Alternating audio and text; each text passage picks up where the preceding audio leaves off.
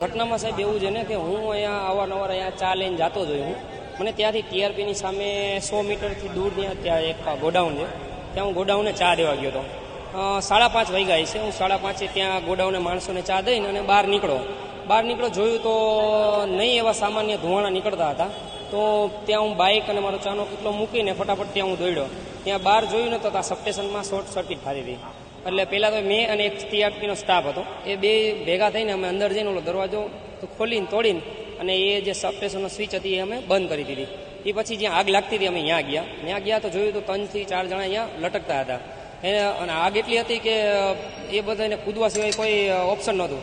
પછી થોડીક વાર થાય અમે કીધું કે ભાઈ તમે અહીંયાથી કૂદી જાઓ, પછી અમે તમને અહીંયા ઝીલી લેશું.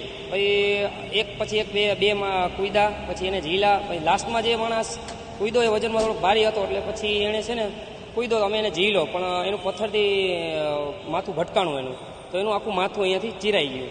તો એ પછી અમે એને રૂમાલ લઈ અને એક કોક સારો માણસ હશે જે 4 વ્હીલ એને રાખી હતી કે આમાં બેહાડી દીધો, તો ફટાફટ એને અમે હોસ્પિટલ ભેગો કર્યો. એ પછી સામાન્ય છે કે આપણે રોજ અવારનવાર ત્યાં જતા હોય એટલે આપણે ખબર હોય કે ક્યાંથી બહાર નીકળવું ને શું કાંઈ, પણ ત્યાં જે મનોરંજન માણવા જે માણસો આવ્યા હોય એનો તો ખ્યાલ ન હોય કે આપણે કઈ રીતે ક્યાંથી ભાગવું. તો અમે 2-3 જણા અહીંયાથી અંદર જઈ અને એ લોકોને બધાને બહાર કાઢવાની કોશિશ કરતા હતા. એવું હતું કે અહીંયા એટલા ધુવાણા ને ફેલાઈ ગયા હતા કે અહીંયા લગી પણ આખું કાળું અંધારું છવાઈ ગયું હતું. અને પછી જ્યારે અમે અંદર ગયા ત્યારે જે 3 લોકોને અમે બચાવતા હતા, એ જ્યારે બચાવતા અમને તો એ ખ્યાલ જ નહોતો કે ત્યાં હજી પણ કોઈ માણસો હોય છે, કેમ કે એ લોકોનો અવાજ જ નહોતો આવતો. નકર કોઈ સામાન્ય માણસ બળતું હોય અથવા કે આફત આવી હોય તો રાયડું પાડતા હોય, પણ એ કોઈનો અવાજ જ નહોતો આવતો. એટલે અમને પણ ખ્યાલ ન રહ્યો કે ત્યાં કોઈ હશે. નહીંતર પછી આપણે આપણી બનતી કોશિશ તો આપણે કરત કે ના કોઈ માણસને આપણે બને ત્યાં લગી જેટલા માણસ બચે એટલા અમે બચાવી શકીએ. ફાયર બ્રિગેડ 15-20 મિનિટની અંદરમાં આવી ગઈ હતી મારા ખ્યાલ પ્રમાણે. 5:35 આગ લાગેલી હતી. પછી 5:50-55 ફાયર બ્રિગેડ આવી ગઈ હતી. એ પહેલાં એક પોલીસની ગાડી આવી ગઈ હતી.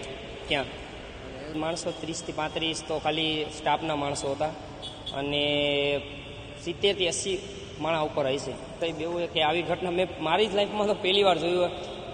બહુ આ કોઈ શબ્દમાં એને વર્ણવી ન શકાય એટલી દુઃખદ ઘટના છે. છેલ્લા 4 દિવસથી હું નકર આટલા એરિયામાં બધાને ખબર છે મારો સ્વભાવ હસી મજાકવાળો હોય, હું ચા દેતો હોય, પણ મને છેલ્લા 4-5 દિવસથી મને જરાય ધંધામાં મન નથી લાગતું. એમ થાય કે મને એકને એક વિચાર આવ્યા રાખે કે આ ખોટું થયું, આ બધું આવું ન થવું જોઈએ. હું તો કહું આવું ભવિષ્યમાં પણ ન થવું જોઈએ. હું એની પહેલાં જ રાઈટ 5 વાગે ત્યાં હું ચા દેવા ગયો હતો. ત્યાં પગી કાકા એક બેવે છે, એ અમારી ચા પીતા હોય છે અને સ્ટાફના માણસો હોય એ પાર્સલ લઈ જાય અને 2-4 સ્ટાફ માણસ અહીંયા આપણે એને ચા દેવા જતા હોઈએ છીએ.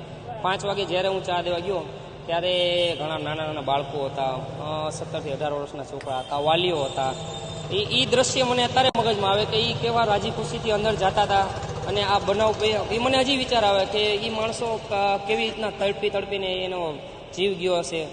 ત્યારે જ પહેલી વાર મને આ પૂછવામાં આવ્યું તમે આ કેવું દ્રશ્ય જોયું, ત્યારે જ મારા આંખમાં આંસુ આવી ગયા હતા.